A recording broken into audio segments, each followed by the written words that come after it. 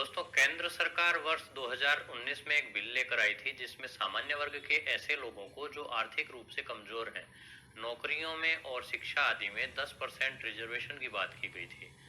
उस बिल के पास हो जाने के बाद भारत के कॉन्स्टिट्यूशन में 124वां अमेंडमेंट किया गया और इसे लागू कर दिया गया। अब केंद्र सरकार और अधिकतर राज्य सरकारों ने इसको लागू भी कर दिया है, जिससे जनरल कैटेगरी के वो लोग जो आर्थिक रूप से कमजोर हैं इस 10% रिजर्वेशन का लाभ उठा सकते हैं। इस कैटेगरी में नौकरी पाने के लिए या एजुकेशनल इंस्टीट्यूशंस में एडमिशन आदि के लिए जरूरत पड़ती है ईडब्ल्यूएस सर्टिफिकेट की। इसमें ईडब्ल्यूएस की फुल फॉर्म है इकोनॉमिकली वीकर सेक्शन, लेकिन ईडब्ल्यूएस सर्टिफिकेट की प्रक्रिया की जानकारी नहीं होने के कारण से या इसे टेंशन वाला काम समझकर काफी लोग इसका बेनिफिट नहीं ले पाते हैं। इसलिए आज के वीडियो में ईडब्ल्यूएस सर्टिफिकेट बनवाने की प्रक्रिया के बारे में बताया जा रहा है, जो इतनी भी मुश्किल नहीं है जितना लोग इसे समझते हैं।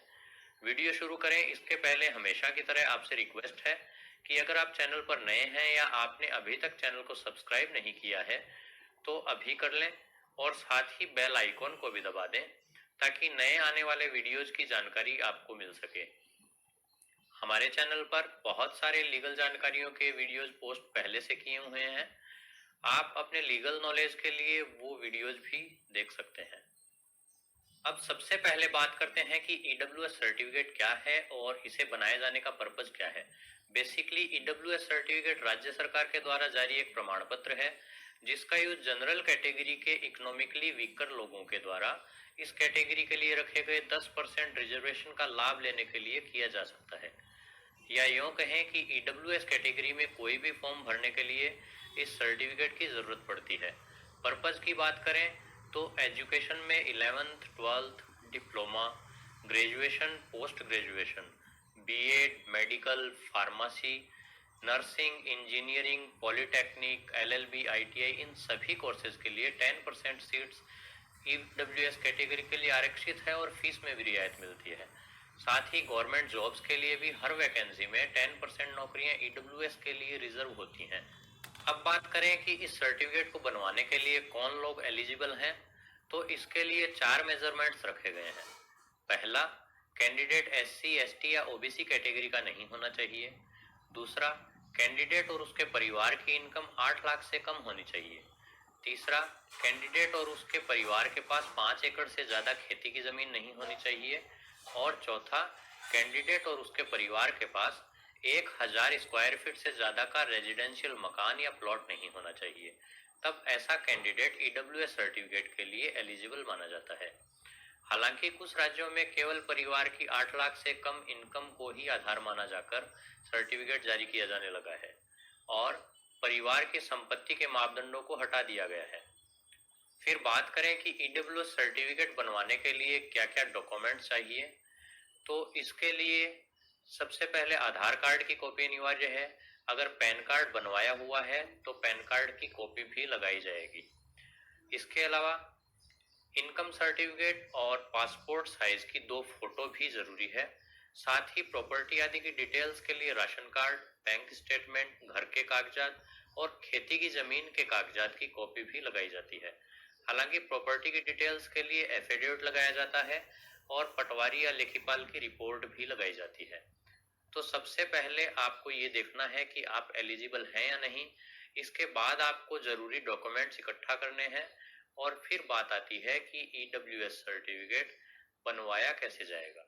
दोस्तों, कुछ राज्यों में तो ये सुविधा ऑनलाइन दे दी गई है जिसके लिए आप राज्य सरकार के पोर्टल पर जाकर आवेदन कर सकते हैं या फिर ई मित्र के जरिए भी आवेदन कर सकते हैं।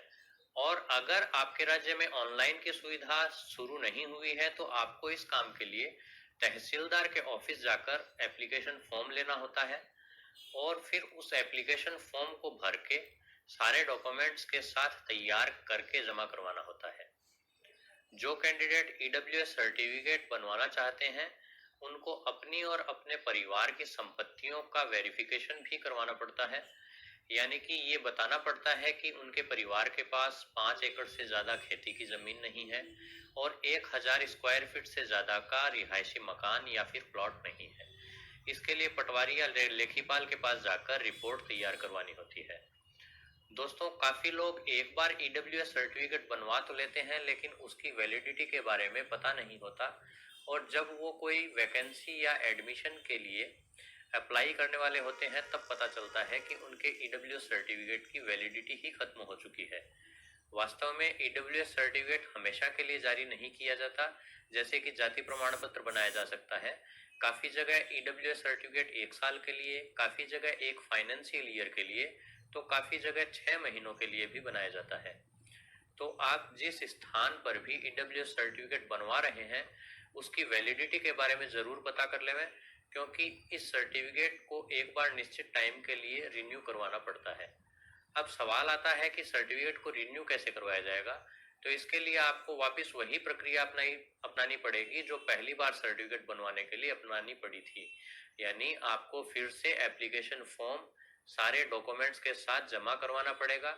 दोस्तों, उम्मीद है वीडियो में दी गई जानकारी से आप ईडब्ल्यूएस सर्टिफिकेट के यूज और उसे बनवाने की प्रक्रिया को समझ गए होंगे। ऐसी ही उपयोगी जानकारियों के लिए बने रहिए हमारे साथ। मिलते हैं अगले वीडियो में।